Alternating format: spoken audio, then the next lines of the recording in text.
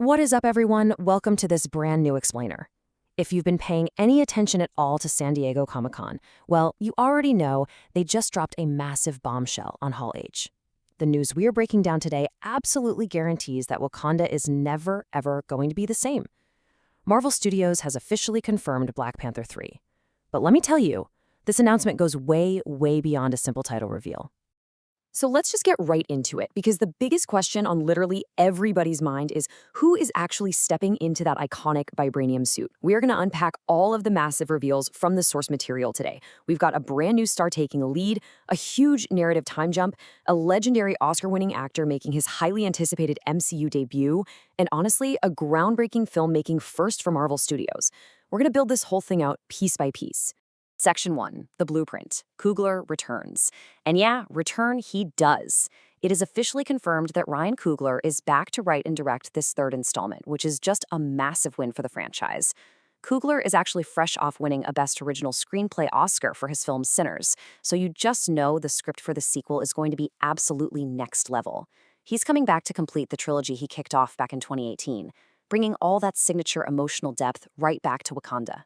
Now, mark your calendars, because the date is locked in for December 15th, 2028. And I know that might seem kind of far away, but this is actually fantastic news. It gives Marvel and Ryan Coogler plenty of time to carefully craft this epic story without having to rush the production pipeline. And speaking of production, we are getting a genuinely groundbreaking technical first for the Marvel Cinematic Universe here. Coogler revealed that this entire movie will be shot on large-format 70mm celluloid film. We are talking about the exact same premium format used for massive cinematic classics like Lawrence of Arabia or, Christopher Nolan's epics.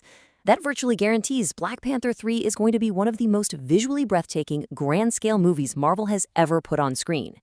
Moving on to Section 2, the next generation, passing the torch. Because it is time to introduce the man of the hour, the one stepping up to actually claim the mantle. Marvel has officially cast 32-year-old rising British star David Jonsson as our new lead. If you aren't super familiar with David Jonsson yet, he has an incredibly impressive and rapidly rising career. He's this powerhouse talent from London who has just been turning heads across all sorts of genres. You've probably seen him in the recent horror hit Alien Romulus, or maybe the Stephen King adaptation The Long Walk, the intense HBO drama Industry, or even the romantic comedy Rye Lane. The guy has serious acting pedigree, making him a phenomenal choice to anchor a massive superhero franchise. Now, taking a step back for a second, I want to be really clear about how Marvel is handling this transition. Marvel is absolutely not recasting the late, great Chadwick Boseman's character. Following his tragic passing in 2020, they made the brave decision to honor his legacy.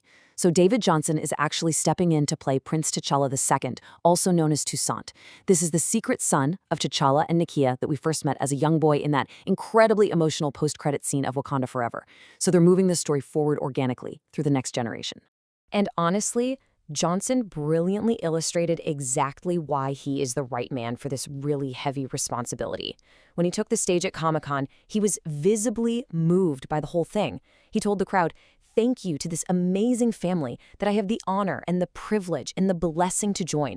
And then he humbly added that he wanted to let the screen do the talking. That sheer humility completely won over the Hall H crowd. They literally erupted into Wakanda chants as he walked out.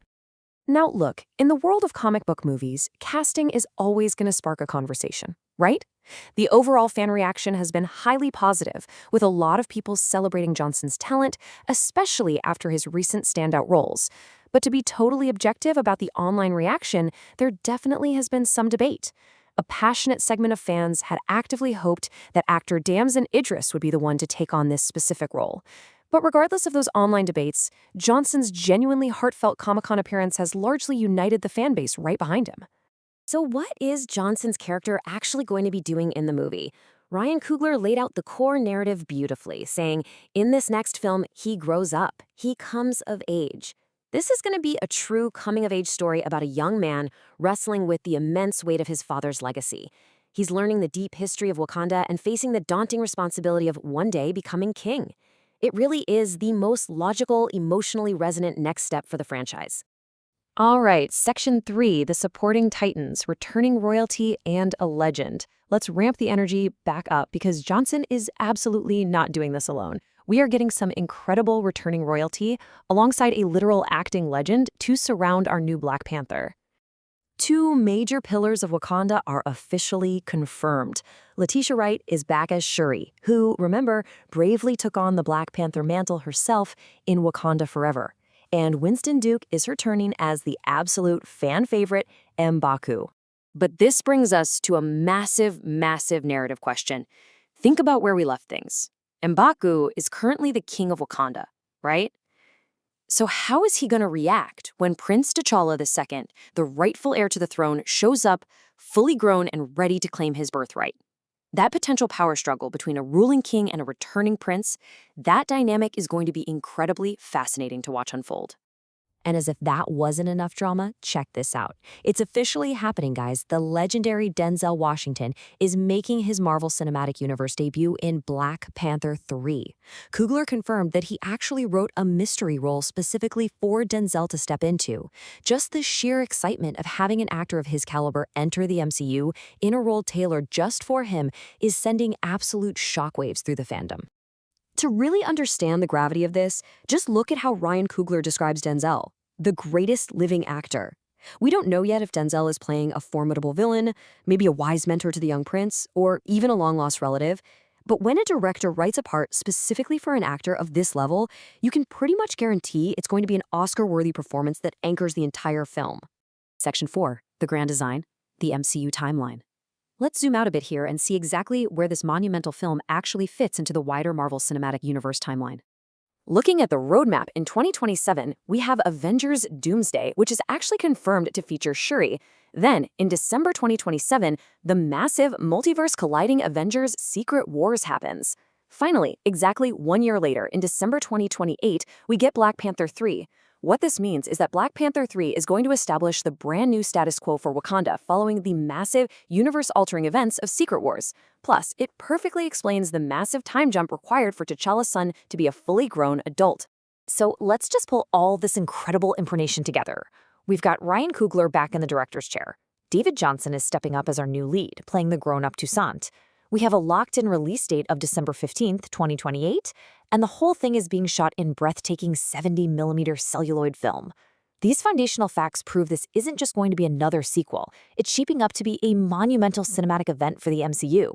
Which really just leaves us with some massive burning thoughts. With David Jonsson taking up his father's legacy, a looming power struggle with King M'Baku, and the total mystery of Denzel Washington's role, how is Wakanda going to change forever? Is Denzel a threat to the throne, or is he its greatest protector? I really want to know what you guys think about these reveals, so please share your theories.